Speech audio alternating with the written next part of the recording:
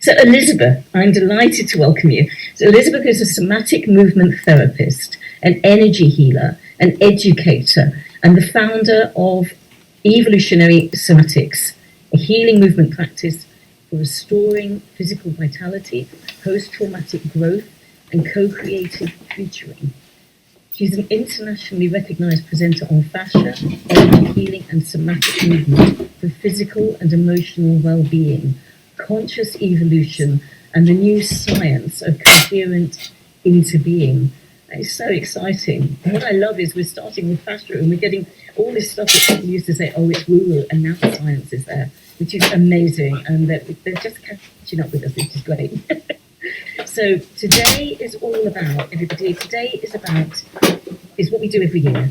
The Fascia Hub teams up with somebody who really knows their stuff, somebody like Elizabeth, and we put on a free session to help everybody as the pressured part of the year, the Christmas thing, starts to hit us. You know, we go into the shops and it's all around us now, isn't it? You know, it's only just December and it's all around us. And it's difficult, you know, because we are therapists, we're movement educators, and we have been doing the cards, we're doing the presents, we're sorting out the kids, we're sorting out the meals. There's a lot going on. And today is a session for you. There's going to be some theory. The main thing about today is mostly going to be movement practices. And Elizabeth is going to teach us how to ride it, storm, and how to maintain our coherence instead of becoming incoherent with all the pressure around us. So, Elizabeth, thank you so much for joining us, and I'm delighted to hand over to Elizabeth Dare Andes. Thank you. Thank you, Jan. It is delightful to be here with all of you today. I'm so honored that I get this opportunity. And I just want to say, let's just give ourselves this time for a little movement and deep self-care. And I want to welcome you all. The name of today's class is When Things Don't Fall Apart, Exploring Our Capacity for Coherence. Now, I just want to explain that that's a little bit of a wordplay on Emma Children's book, When Things Fall Apart. Beautiful book. Because sometimes things do need to fall apart. You know, in order for us to grow, we need to molt. We need to evolve. And it can be a really scary thing. And our bodies can hold it as much as our psyches are holding it. And we don't even realize it. And so I think it really helps us to be able to have a touchstone to know, okay, I can let this process of whatever shifting is happening to happen because I have the capacity within me to generate the coherence. And that gives me the faith that things will come together, that things will adapt in a better form for meeting the way that the forces are impacting us. So what's coherence? You know, the conventional thoughts about what coherence are is that it's a consistency, connectedness, this idea of information and being connected, not having disowned parts or dissociated parts everywhere, and also the consistency of that connection through time. Those are two biggies. In his book, Energy Medicine in Therapeutics and Human Performance, James Hoffman, who I think is just brilliant, and I wish that he was, and I think he is, becoming more and more recognized for his amazing contributions. He describes coherence. He has a lot about coherence in this book. He describes it as a physiological state of uninterrupted communication flow throughout the body. And he talks about cellular memory. He talks about patterns in our cells and in our tissues that live beyond the neural networks. and they create this kind of body-wide cellular network of information. Heart Math Institute, wonderful organization out in California, they've done a lot of coherence work. And they say coherence equals health.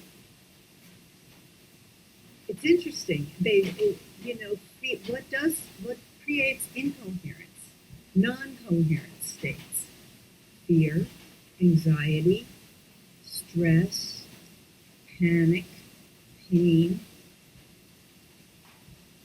Now, when you think about this, cellular memory, the capacity for cellular memory that we have, and these various emotional states, you have to connect the fact that these emotional states are somehow encoded in the body, in the cellular memory. And this can then lead us to a deeper inquiry about our filters. Where's my edge? How do I respond to outside forces?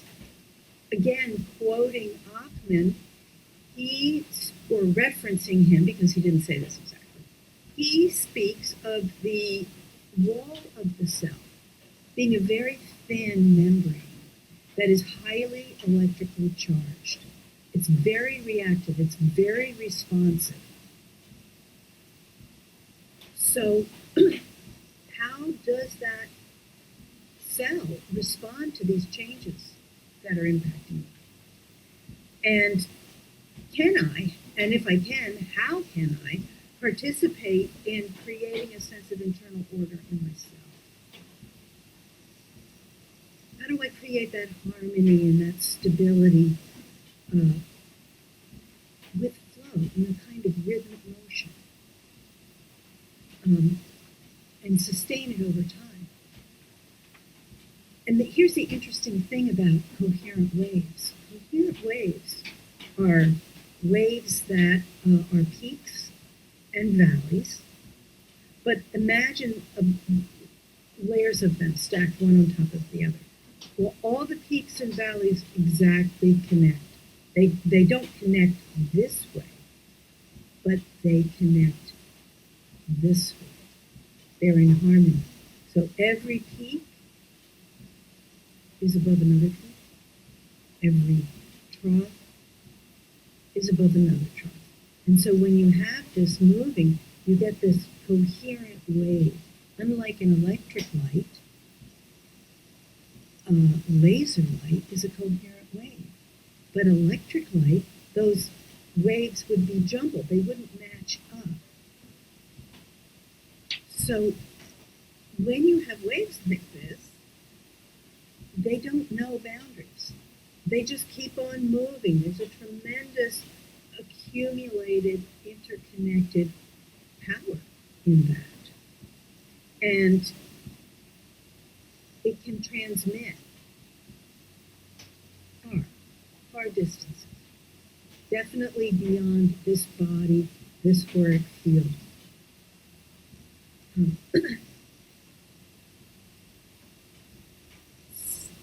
So coherence seems like a pretty good idea. It seems like a capacity that we actually all have within us that we can develop. And like anything else, you begin to set your intention to develop it and turn your attention to ways that you can develop it. And I'll talk more about that later.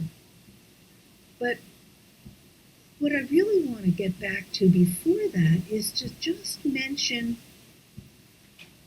how the heat seems to be turning up these days. You all know what I'm talking about. There's so much going on. It's not just a busy holiday season. There's so much going on in the world. There's so much change and uncertainty and suffering everywhere we look. And, we all feel it. We're all impacted by it.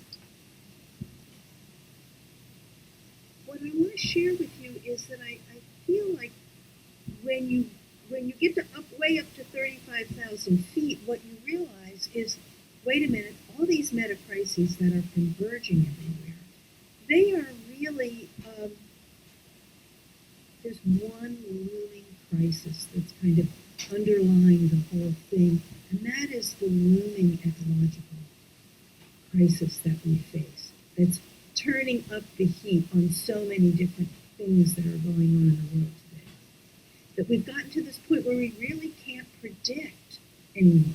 We can't predict what's going on. The weather patterns are shifting. The storms are getting more and more intense. Our droughts are sending people migrating great distances, to say nothing of war. So in this world where we're all living with the truth of uncertainty, a more chaotic system, maybe the best preparation for that, how do I deal with that? How do I teach my children and my grandchildren to deal with that? Maybe the thing that I can do is focus inside me first with this question, well, okay, if I'm feeling this agitation, this non-coherence, what is keeping me from moving forward in a way that makes me feel more in flow, more stable? And a lot of times you're not going to answer that question with your mind. You're going to find it in the unthought knowns of your cellular memory, of your consciousness, of consciousness of your ancestors. You know, the distinctions blur when we get into these levels of what we call interoceptive awareness, because in a way you can think, well, I am an archive. I am a living archive of history, of my land, of my ancestors, and at the same time that I hold all that, I am also holding any number of potential futures. And in this present moment, it's in a coherent state that I can call in those present futures. So the way we're going to work today is through sound and breath and wave movement. We're going to really let our fascial living liquid crystal matrix soften and come alive with movement, sound, and breath, rather than with instructions, because it's got to emerge from here. And this will change, it will phase change your tissue. So what was once an interference pattern can now become a really quiet flow. Now we can look at biological coherence, we can look at biotensegral coherence, we can look at quantum coherence and be talking about energy waves, we can look at psychodynamic coherence, patterns of the way that we hold energy in our bodies to respond to various early attachment issues that didn't make us feel safe. And so we can reshape our bodies to hold tension and pressure in certain ways. So, you can go when the newsletters are published and you want more information, more of the science-based stuff.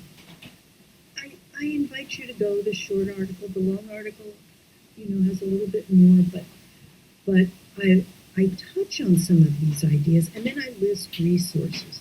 By no means are they exhaustive, but at least you can touch back in to the resources if you're interested in learning more. But for me and for us today, what I want to share with you is what works for me. And I find the coherence in my body. And in order to find it in my body, I turn to the earth's body.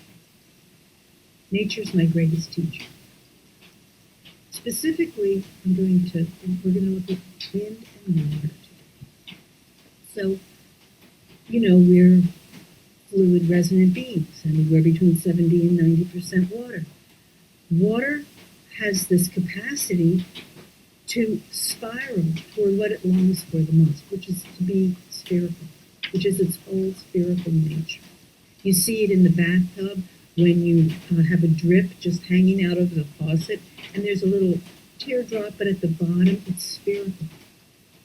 And you see it in a stream that meanders towards its wholeness, its serpentine movement. So meanders are actually a feature of certain streams that are a really interesting feedback process, because as it goes one way toward the bank, it does erosion, and then it goes the other way and it deposits.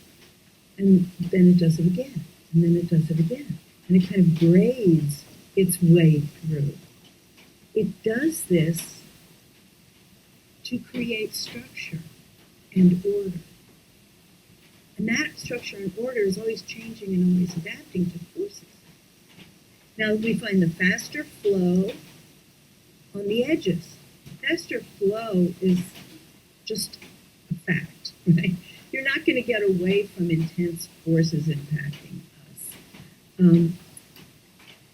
So there's a bit more action on the edges, but the slower middle is also really interesting. And have you ever seen a wide, lazy stream? And in the middle is just this kind of glassy, quiet area. That's called a laminate. Just like laminated flooring. Well, not just. But it's a natural phenomenon. And this is where things calm down. Robert Frost wrote a poem about this west-running brook, and he's sitting by the riverbank with his lover, and his lover says, "Why does the stream flow west, my love?" And then he answers him, and he says that in this meandering, the opposite forces meet, and when the opposite forces meet, the center, like a Vesica Pisces, that calm center opens up. And that is coherence. But coherence is not like a constant thing. Coherence shifts. There's a spectrum of coherence. There's more coherence and less coherence. But there's coming away from coherence and finding our way back to it.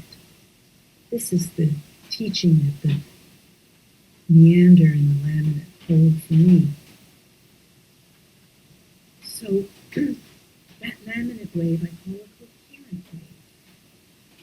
And I want to tell you a little story now. This is a true story.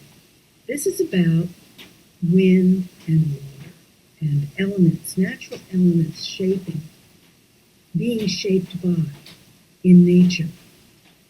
So, as I was saying earlier, I live in New York State in the Catskill Mountains at the edge of a wild forest and national park area. So forever wild. It's quite rugged and beautiful.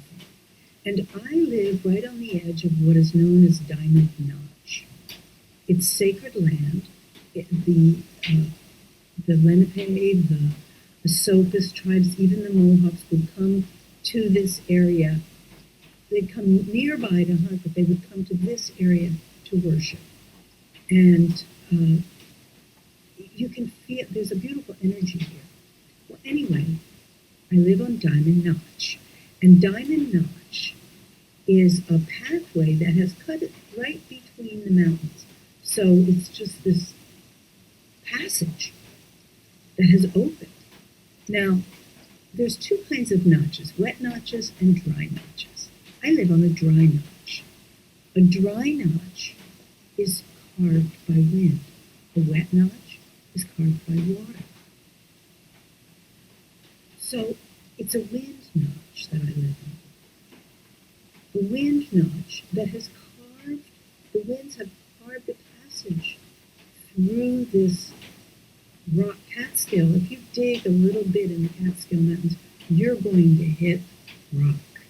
There's a lot of density for that wind to move through to do its magic. Well, there is a word you may be familiar with. It's a Hebrew word. It's called ruach. Ruach is name for life-giving sacred wind. Some kind of magical wind that brings life back, revitalizes everything. And there's a very similar word in Islam, ruh. And so what I've done today for us to play with sound and breath is that I've created what I call the wind breath based on this. And I'm going to demonstrate it, and we're going to play with it a little bit together now. But don't expect to hear the breath through your computer and then repeat the sound that you hear for yourself. Because one, you probably won't hear it. It probably won't broadcast through. And two, I don't even care if you hear it. Because I want you to hear it inside. I want you to hear that unstruck chord. You know, you've had experiences where you've heard the wind at night.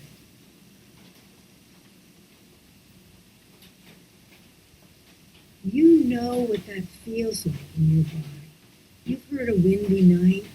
You've heard wind carrying a certain energy that's strong, maybe even sometimes fierce. And then you've also heard the wind on a summer day when there's this delightful breeze that just, it's hot, things are still, and all of a sudden, whoosh,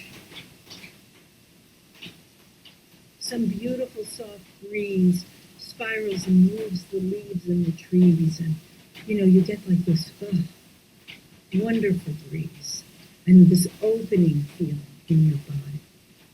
So first let's start playing with the first syllable, ruh. And the R sound, you don't even have to be like trying to make that R sound. You just want to make a sound that is more like an evocative sound that you've heard from wind. So I'm going to make this audible for a second just so you see how I shift. Instead of going, I might go,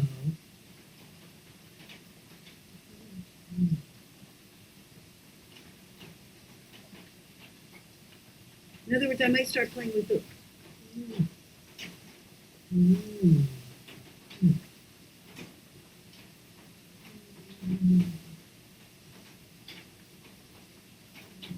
a little bit. So you're going to vary it and soften it and make it more of a sound that you make inside your body, so it's not even audible. So let's just play with that first part a little bit. Everybody, take a deep, easy, full breath. Sit up straight. Put your feet on the floor. Open your chest. Open your crown. Feel the whole space around you. And then whenever you're ready,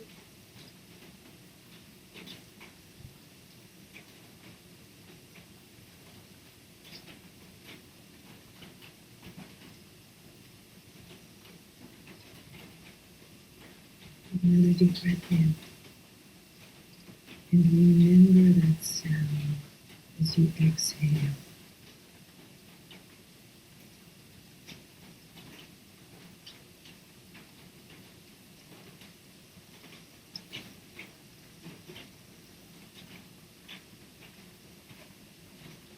The wind blowing through, blowing. Not fierce, but steady. And then let's try that second syllable. The ruh, the ah. It's very easy to have it become or have that become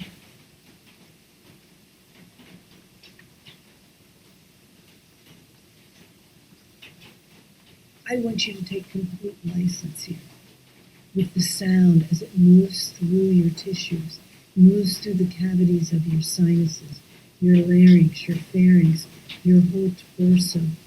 You want to feel the sound rather than hear the sound. So before we actually start playing with the sound, I want to do a little warm-up of our instrument. And I want to play with this thing I call the jellyfish breath. So I think about jellyfish floating like a syzygy. You know, a syzygy is a lineup of planets, just kind of hovering one right over the other. So I have the pelvic diaphragm, that's the base jellyfish, and I have the respiratory diaphragm floating above her. And then I have the upper thoracic diaphragm. And then I have the roof of the mouth diaphragm. And then I have the cranial diaphragm. That's enough to work with. And I think about these jellyfish and they're floating. And they're floating kind of in a synchronicity. It doesn't mean that they are doing a coherent wave. So think that the respiratory diaphragm and the pelvic diaphragm are going like that, but that the upper diaphragms are going like that. And don't even think about it if that makes your head spin a little bit. But what I really want you to think about is this idea that something is floating.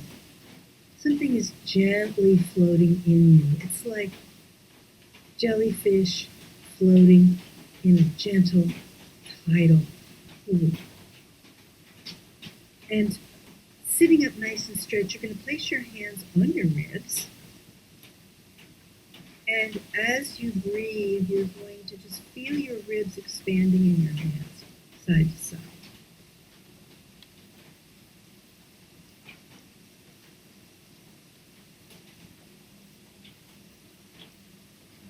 Just take a couple of deep, easy breaths here.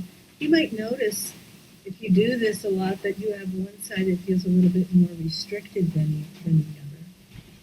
Now, sometimes it's fun just to notice that. And on your next inhalation, you just set the intention and you put your attention there to allow that more restricted side to begin to open a little bit, to blossom a little bit. It wants to. It'll find its path. And then place one hand on your chest or your sternum or your belly and the other hand on your back right behind it, wherever you want to put that hand. But you really want to know that you're holding your front and your back body. And then breathe again, deep, easy, comfortable breaths. And you want to begin to notice how, is there more expansion in the front body? Are you more of a front breather?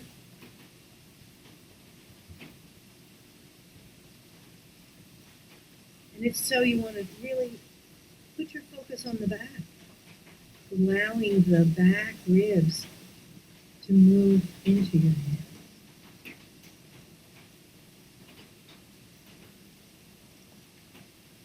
And how does that begin to shift your awareness of the rest of you? Maybe you're starting to feel sensation moving down your legs. Maybe you're starting to feel some kind of opening in your chest. Now, finally, what I want you to do, and I'm going to move my chair back just a teens for this, is I want you to put one hand on the top of your pubic bone and the other hand on your collarbones. And sitting up nice and straight, as you inhale, can you feel the collarbones and in fact the whole shoulder girdle starting to gently rise? And you exhale and they descend. There's that jellyfish. And then bring your awareness to your pubic bone. And can you feel on that inhale the pubic bone gently descending toward you? Along with the respiratory diaphragm. Maybe you feel that. And then as you exhale, that pubic bone gently flows back where you began. So practice this now with a couple more breaths and see if you can really be more globally aware of the breath that moves up at the collarbones and down at the pubic bone on the inhale, and slowly returns back down at the collarbone, floating back up, at the pubic bone as you exhale. So you have this wave on the bottom, and then you have this wave on the top. Now, we're going to see if we can build a sense of more of a dynamic power in the core of the body with this idea of the breath by playing with the tongue. So on the inhale, what I want you to do is to just allow the tongue, the roof to float up to the roof of the mouth, to the dome of the mouth, and slightly a little bit forward to the teeth. Now, while you're doing this, just put your hand on the occipital bone, back of your head, and know that the inhale doesn't bring the head forward. The head stays released back into your palm. And as you inhale, then you can relax your jaw and open up your sinuses and open up your larynx and your pharynx. And then as you exhale, there's a gentle releasing down of the tongue. And as the tongue releases down, it's interesting because if it's a jellyfish, it moves like a jellyfish, right? So it'll come up and dome up, and then it'll come down and kind of widen and flatten a little bit. But you're in the water. You're in movement. So find the roots of your tongue. The roots of the tongue, like the tendrils hanging down of a jellyfish. And just know that the water can gently create a little bit of flow. Kind of like when a wave moves back into the sea. The wave comes up, like the tongue comes up, and the wave goes back. And the roots of the tongue kind of create this gentle flowing action that enable all of this to drop and add the sense of ruach, life force energy, hydraulic pressure coming from the core of the body so that there's a pulling in and a pushing out. Natural breath connected, pulling in, gathering in, much like the fascia will gather in, and pushing out, much like the bones push out into the space around you. And that relationship, that is at the core of this biotensable pulsation of your fascial wave. So, I want you to practice this a couple times. And then we're going to go down and make a transition to the floor. So, taking a nice deep breath in, the tongue comes to the dome of the mouth. Everything opens up. Your head is pressing back into the hand. Just gently touching your head. That contact is enough to remind you not to jut your head forward. And then, as you exhale, the tongue descends, the roof of the tongue gently pulls. And I want you just to inhale and exhale like this a couple times on your own. Really tracking the sensation in your body as you do it. Now the next time that you exhale, you're going to exhale as fully, completely as you can, keeping it gentle. You're going to pause. And you're not going to just inhale right away. You're going to wait. You're going to wait for the body's impulse to inhale. Your body will tell you when it needs to inhale. So try it again. Inhale.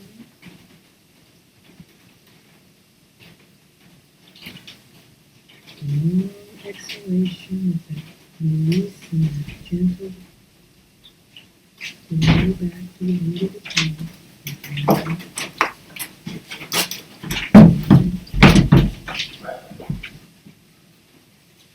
And then whenever you're ready,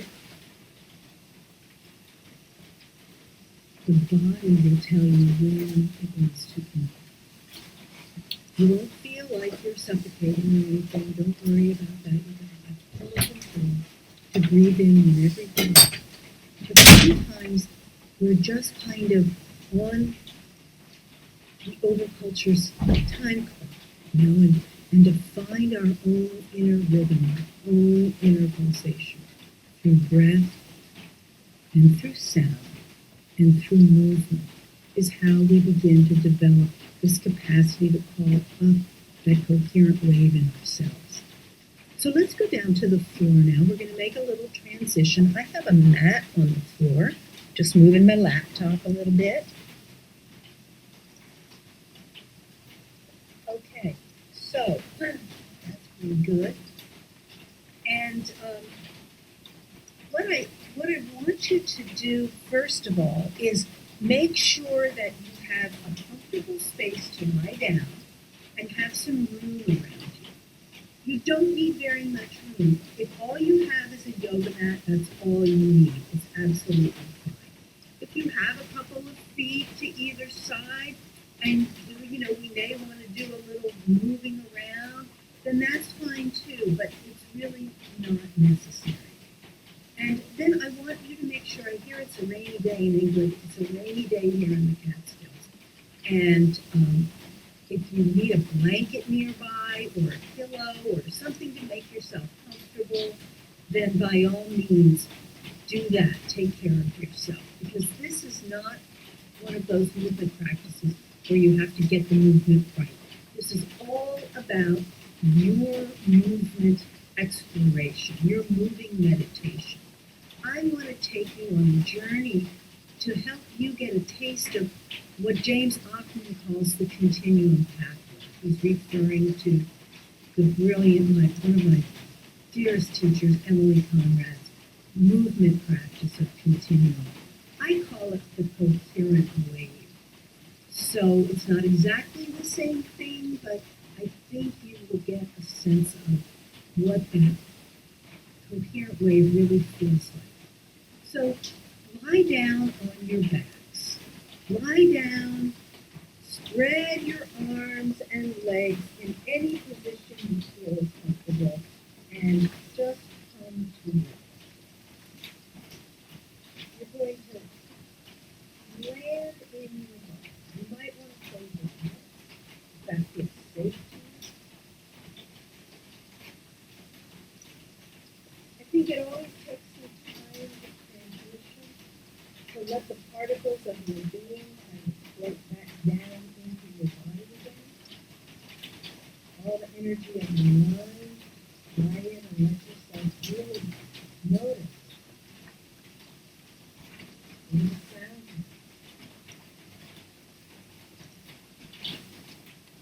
What's the temperature?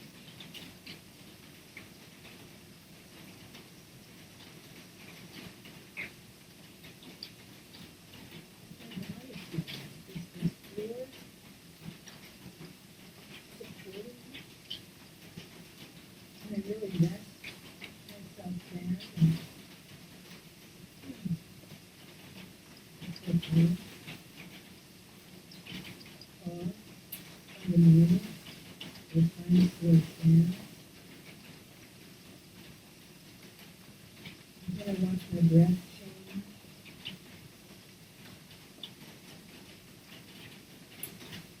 And when you're ready, you can slowly open your eyes. Taking a soft breath. Taking a soft breath of it. So we just really focusing on nothing in particular, but seeing the whole field. What's on the ceiling, in the space around you, near the ceiling, in you.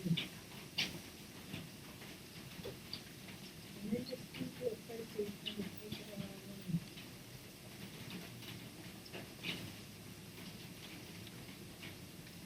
And then let your heels feel very heavy. And you're going to rotate your legs in to parallel so that your toes point toward the ceiling. And then keeping very heavy in the heels, you're just going to be easily flexing and releasing in the feet. so that you begin this very gentle rocking. Doing as little movement in the ankle as possible, as little tension in the muscles of the legs as possible, and then just let your feet pop open and be still. And while we're in this stillness, can you begin to sense flow moving through the body that maybe you didn't sense before? This we call first order sensation. You don't even remember that, it's not important. But what you do want to remember is, what do all that feedback coming into my body that's not about thoughts? That's about energy, what it feels like, that's about, maybe it feels prickly, maybe it feels fluid, maybe it feels meandering. And then slowly bring your feet up and bend your knees, and your feet are now going to do that process. So let's find the feet, four corners of the feet on the floor. So get at the big toe, ball of the foot, baby toe, ball of the foot, inner heel, and outer heel. Four corners of the foot. Add to the four corners now in your awareness, the awareness of the whole ball of the foot. Add the awareness of all of the toes, each of the 10 toe pads making contact with the floor. Add an awareness of the outer border of the foot. And finally, add an awareness of this U-shaped curve of the heel. And then bring your awareness back to the four corners, all of the foot of the big and baby toe, inner heel and outer heel, as your primary connection points, your roots, and send down your awareness through those 4 points. You can add a slight bit of pressure, but it's more of intention. It's more of your putting your attention there, and the focus begins to give a sensation of shift. Shifting sensation now, whereas before you might have felt not so connected and rooted in the feet. Just by bringing your idea of that connection, by rooting, bringing the intention to root, there's the sensation maybe of little mycelial webs rooting down, spreading out, giving you a bigger base. And then begin to rock a little bit forward and back on those feet. And as you're rocking forward and back, then just begin to notice what else could be moving. And maybe the pelvis is starting to rock forward and back. Now what happens when you rock forward and back and you let the pelvis start to move, and then you begin taking away any tension in your thighs, any excessive pushing through the feet, and you just kind of let it become a weight. What else starts to move? Maybe the spine, maybe the torso is also beginning to move. Maybe the cranium is also beginning to move. And you're carrying this wave, this vertical wave, up and down through the whole body. Now what happens if you start to take a breath and you exhale and you make your hula sound? You're the wind, you're that dry wind moving through the notch in the density of your body. What might start to happen is what just started to happen to me is that the movement shifted its axis, and I'm doing a little figure 8 movement in my tongue. I'm doing a little figure 8 movement in my feet. If I keep going, I'm doing a little figure 8 movement in my torso and in my head. And the idea is to just begin to free up a desire prepare for the body to unwind itself in the next way. And you can begin to just follow this. The body will start to make its shift. I have a knee reaching forward, and then I pull the back. I have another knee reaching forward.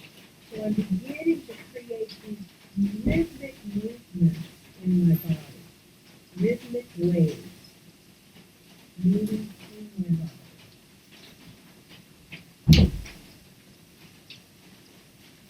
Take another deep breath in and continue playing with this. Have fun. Enjoy this. This is something that you will want to let yourself explore, to let yourself play with as we move through. And now, slowly bring yourself to stillness.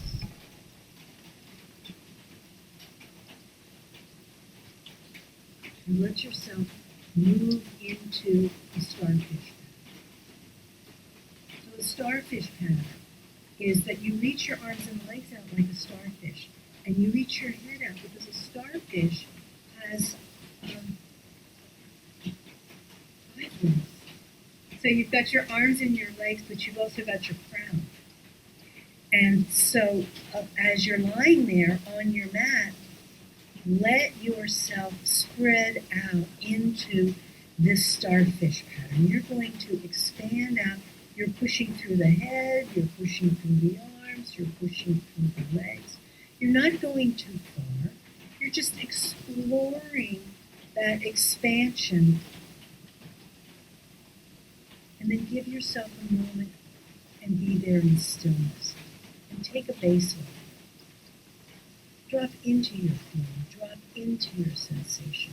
What's moving through you now? That's really what you want to start noticing. Because when we quiet our thoughts, there's a whole world. There's nature lives inside you. The winds live inside you. Movement and waters, the waves live inside you. So we're going to do this exploration now, and I'm going to give you a little bit of structure. So what you're doing now is kind of taking stock. It's called a baseline. Now you're going to drop into your breaths. And I want you to do maybe 3 to 5, as many of these wind breaths as you're moved to do. While you're doing them, I want you to maybe visualize how that coherent wave moves. So the peaks line up and the troughs line up. And that wind that is moving through you in the wind breath, it's a coherent wave. And then you're going to start to explore movement for yourself. Maybe you're pushing out through one limb or 2 limbs, or maybe all your limbs. Maybe it's fingers only. Maybe you're doing micro movements at the tips of your fingers. But you're pushing. You're pushing out, and then you're pulling in. So as you begin your exploration, don't look at what others are doing. You want to find the impulse to move, moving you, just like you found the impulse to breathe, breathing you. And at first, if it's breath timed, so you expand out with an inhale and pull in on an exhale, or vice versa, that's fine. Start where you start. Start with what seems like the most organic way to begin for you. Then I want you to listen to the deep impulses in your body. See if you have an impulse to let go of that connection to breath. And maybe the breath comes in and goes out, and you're not really aware, because what is happening is that your body's moving. It's moving on its own. And your body is restoring its natural oscillatory rhythm. And you're going to ride that wave to your laminate center. And maybe you'll meander over some of the edges for a while and things get a little more active, and then maybe you'll make your way back to that still center, and you begin to know, what's that zone for me? Where's that edge for me? Where's from the edge to the outside, that intermediate in-between space? Can I move into that and still feel that laminate center, that calm center within me? You'll find your way there. You'll find your way back to these laminate pools in the quiet center. So you begin this movement, and it'll have its own cycle, and then maybe you'll get bored. Maybe you'll think of something else. Maybe you say, oh, that's enough of that. Fine. Return back to stillness, to your baseline. And we'll take another layer.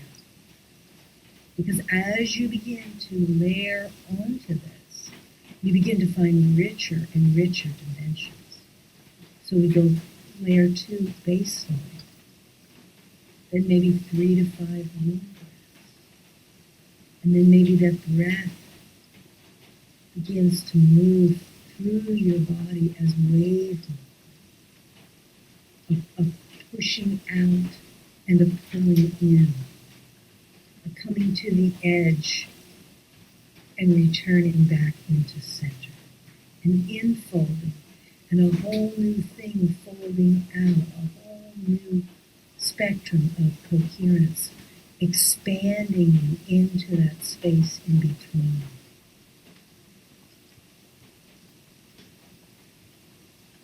And that will have its cycle, and that will die down. And then you can begin round 3 if you have time.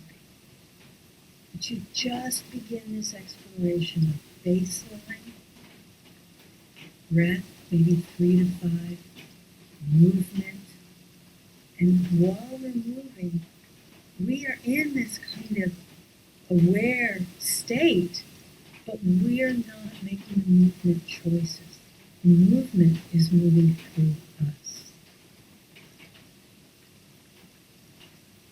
So I'm going to lie down now. I hope you've already started. And I'm just going to do this a little bit with you.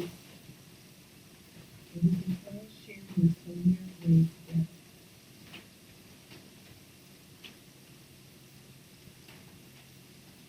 Down into my baseline.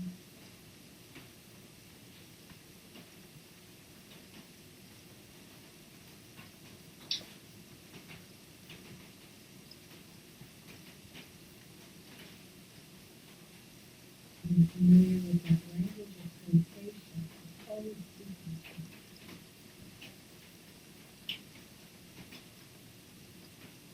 And then my breath.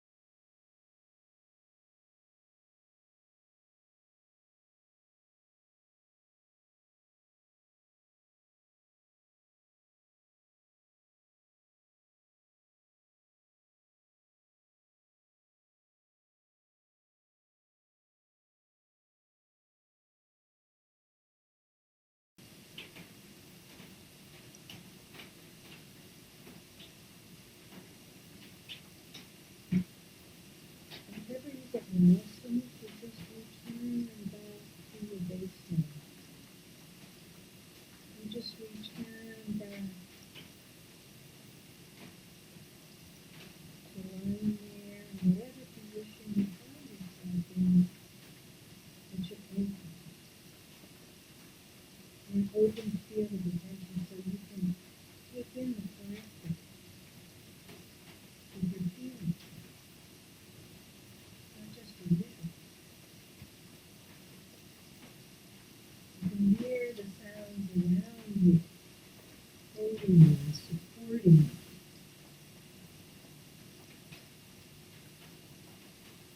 There's a sense of connection with your environment and with the unfolding vitality within you.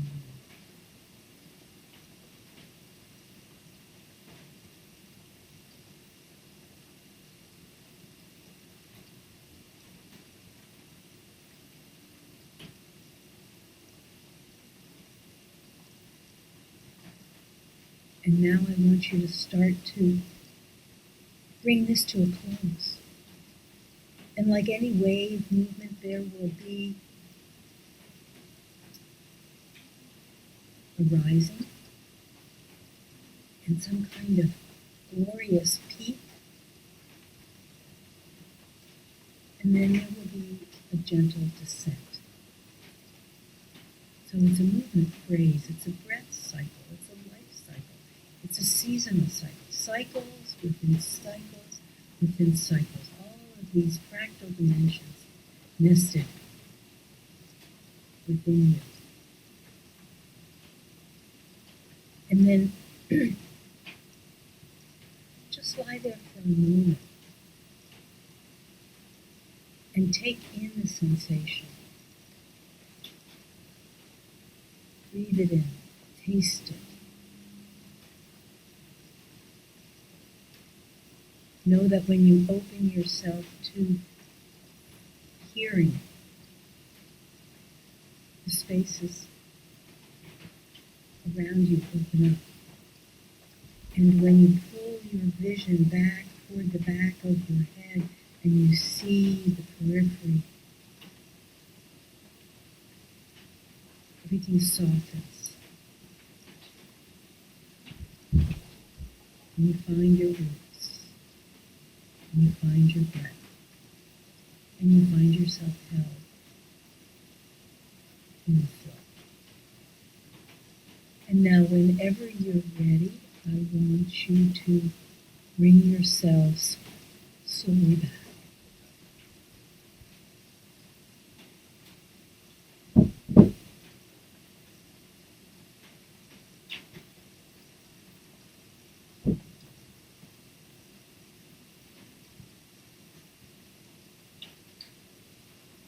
Let yourself rest in this quiet state.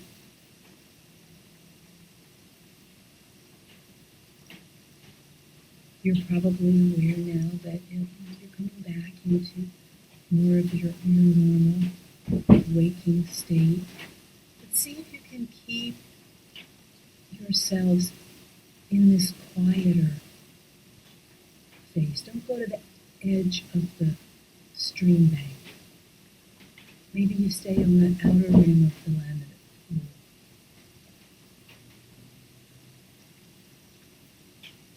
I'm also going to invite you, those of you who wish to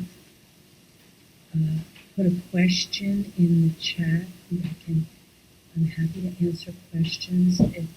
If you would like to also unmute yourself and turn on your cameras, we can have a nice chat as well.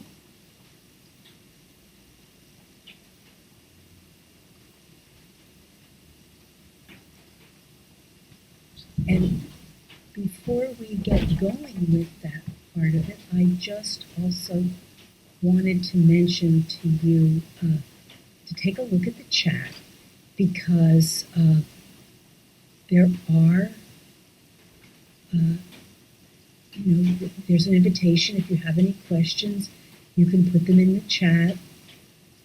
And we'll be happy to answer all of them for those of you who want to stay around. Also, I do have a special offer that I will be mentioning toward the end for those of you who might be interested in more of this work. We can talk about that.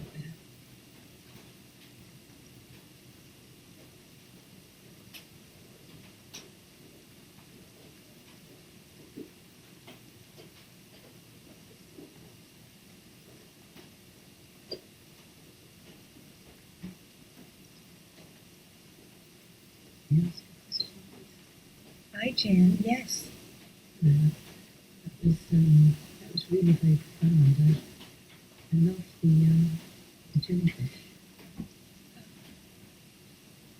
and I think that as we're working with that, we can become very aware of areas, just like with our hands on the ribs when we're breathing. It's very easy to tangibly feel that your left or right might be, or front or back ribs may be more limited in movement than the other areas. And I think also that going in purely with the mind and the breath, you become also aware of areas that are tight, not flowing. They're not as jellyfish, as jelly, as they could be, as other areas. So would you say bring your attention to those areas in particular, or would you just trust that process as you kept the breathing, that would start to release in the areas of tension?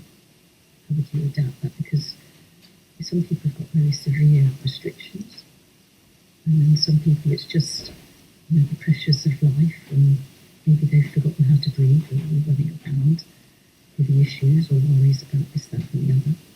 So would you just say, how should you just practice this maybe once or twice a day? For how long? Is there a recommendation? Or would you say while you're doing this, when you do manage to do it, take your breath and your intention into that area? How would you?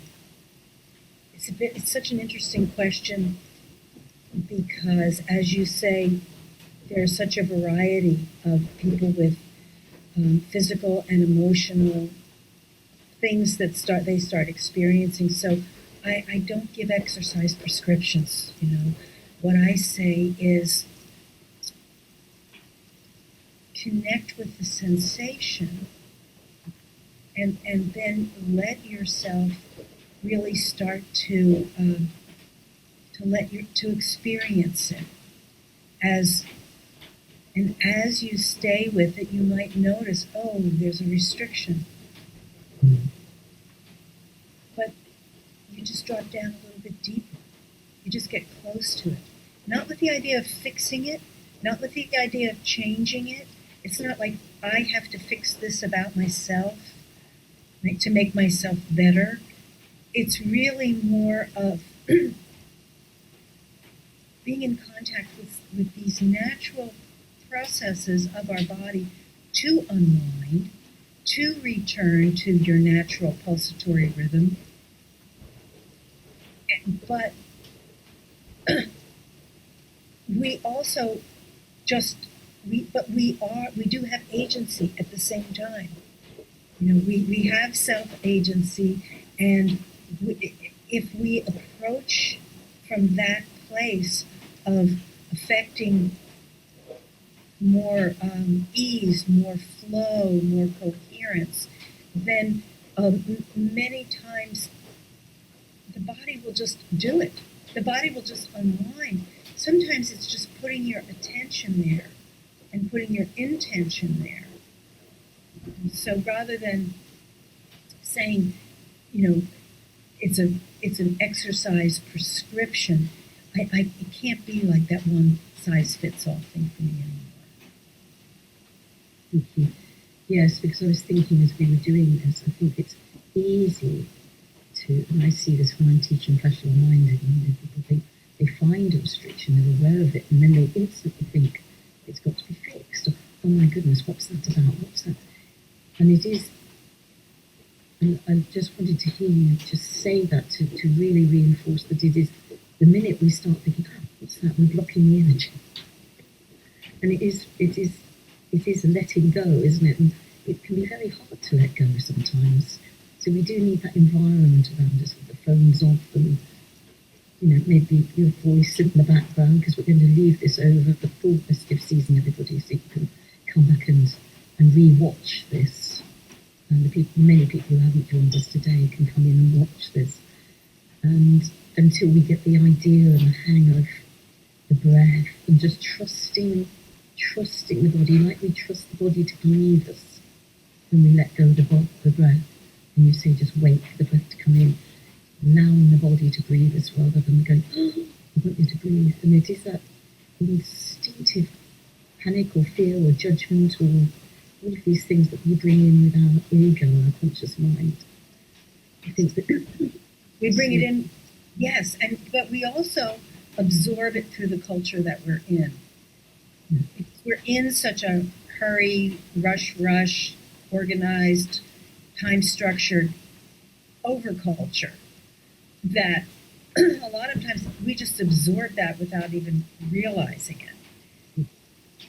So to come back to trusting the body about when to breathe is very powerful, and also to trust the body to move.